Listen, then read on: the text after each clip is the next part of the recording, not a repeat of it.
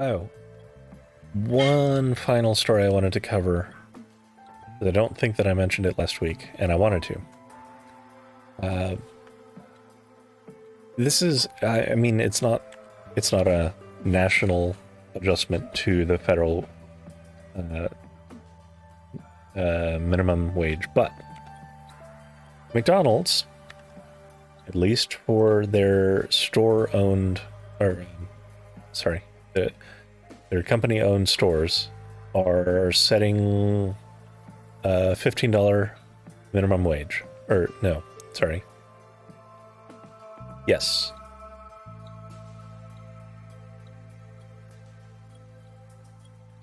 And Darden restaurants are guaranteeing workers 12 an hour. The reason why I find this really a compelling argument is I feel like this is a direct response to Biden, the Biden administration saying, okay, if we can't get the federal minimum wage adjusted, we're just going to set it for federal workers, all federal workers, minimum wage 15 an hour. And corporations have to, like, that's direct competition for their workforce. So they have to keep up. And I didn't expect it to start happening so quickly. I'm sure some of it is to win political points, but if the federal government were not taking that first step, I don't think that they would be following suit. That's my take. So I believe that we'll start seeing more of these. And yeah, this is another one that Vegas found. Vegas, you do find some good articles, which is funny because you like to present yourself as a jocular shitposter, but you actually are pretty sharp and well read on stuff. But if enough companies adopt, a new minimum wage, it creates pressure for the federal minimum wage to just be mandated up anyway. I am a jocular shitposter. Yeah.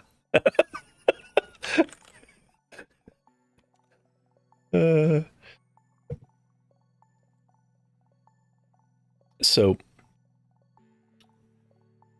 even if, and it's looking very likely that this is going to be the case, we don't see that sort of federal minimum wage hike under the Biden administration. The fact that it is set for federal workers and is being followed by major corporations, it will create conditions for that to happen in a future term. It will have to. In addition to this, the fact that corporations are doing it willfully without having to do mass layoffs puts to bed the lie of, oh, well, we can't raise the minimum wage that much because everyone will be fired and it'll be sad. No, that's never been a thing. That's just not true. Exactly, Vegas. Exactly.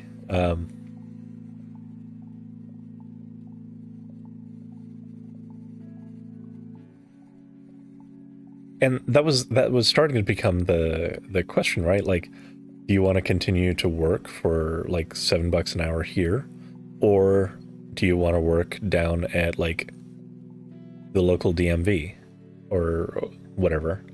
I guess the DMV is a state agency. I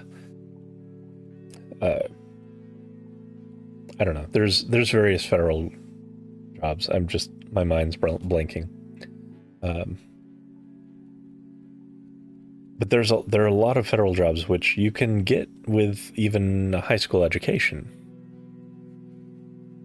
Yeah. 15 is not even enough. I fully agree. It's what the estimates just based on.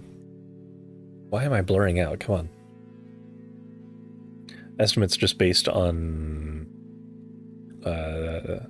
numbers was like 23 an hour would be the the floor for what would be kind of fair.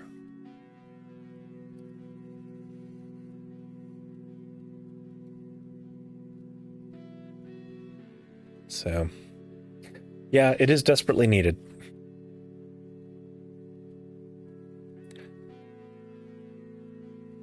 I must, yeah, 28 to 30 in most urban areas. I believe that.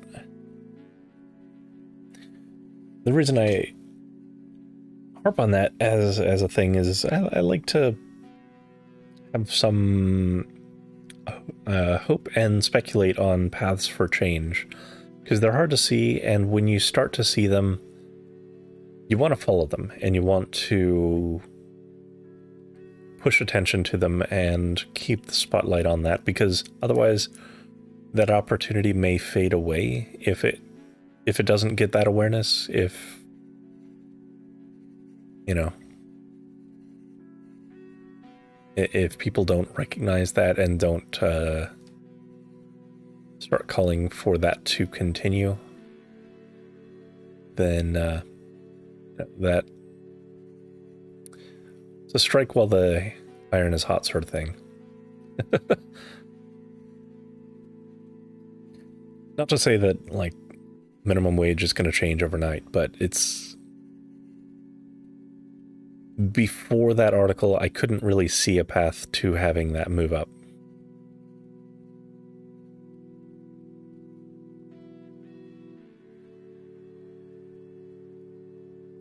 Yeah. There is, there are those concerns. Like, I mean, obviously, like, if I could wave a magic wand sort of thing, one of the changes that would help immensely there is if we could just classify small businesses as just having a way, way, way lower tax rate, or being exempt of having to pay in on some of their employees' benefits, where it would just be covered just for running a small business. Like, those are the kinds of perks that would actually stimulate small business. The fact is, by and large, they have to operate on the same rules as giants like Walmart and McDonald's, and it's not really possible, which is why small shops go underwater so frequently.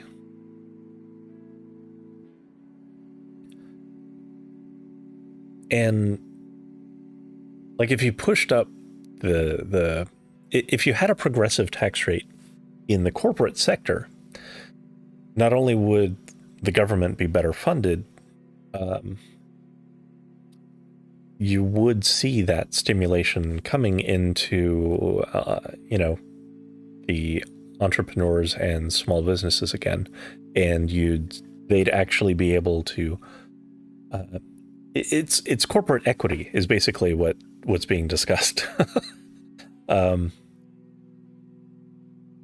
This is a shop that is starting kind of from near nothing. It's someone's savings and maybe an investor, and they're trying to make it work. They're next door to a business that could buy them many times over, and that's just the franchise owner. And they could soak years of losses without breaking a sweat.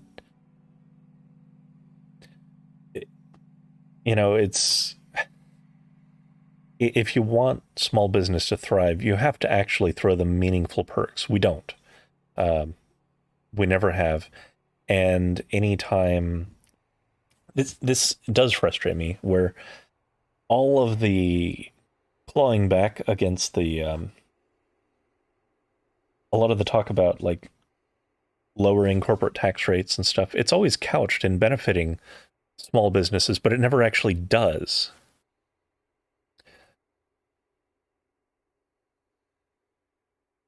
The post office has its own pay scale. Yeah. The post office has pretty decent pay, for sure.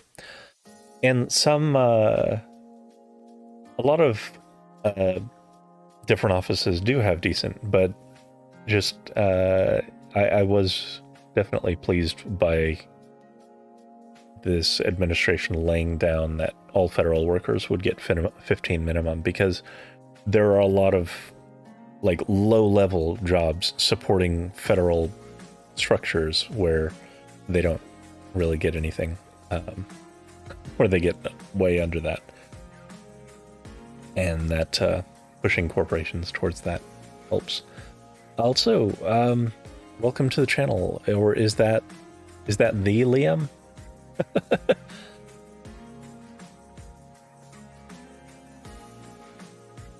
If so, I'm surprised and happy to have you here. I mean, happy to have you either way, but yeah.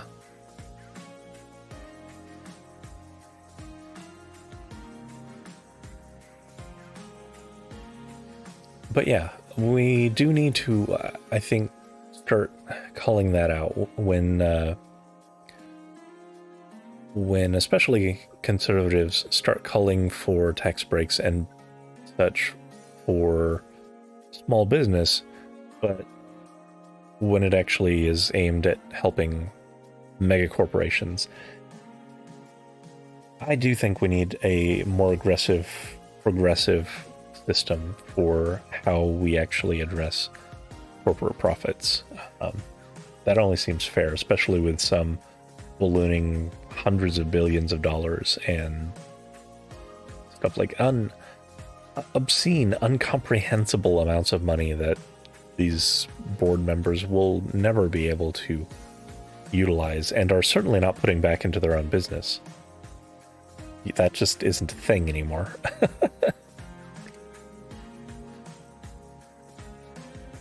So yeah, floating things like the Social Security payments that have to come out of wages, dropping tax filings for small businesses or making them automatic, very low minimum taxes or whatever, providing some kind of benefits automatically for small businesses, etc. All would be, it would make small businesses explode in popularity again. Like if that's if that is actually what you're interested in, that's the way to do it. Yeah, Vegas. Stagnant money is not good for society. No, it is just the I mean, it's moving that inequality needle further and further and creating that gap, that chasm. And historically speaking, every time that chasm gets too wide, an empire crumbles.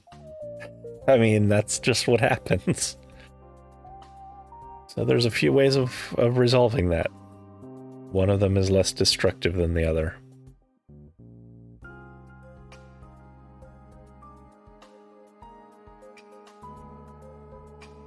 Your move, Congress.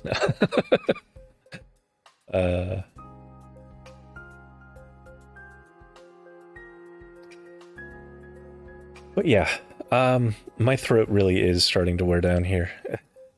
It's Castor. Yeah. I mean, I joke about it, but like, historically speaking, that is what happens when you force the masses to live in squalor while the elite live in palaces. The palaces get stormed.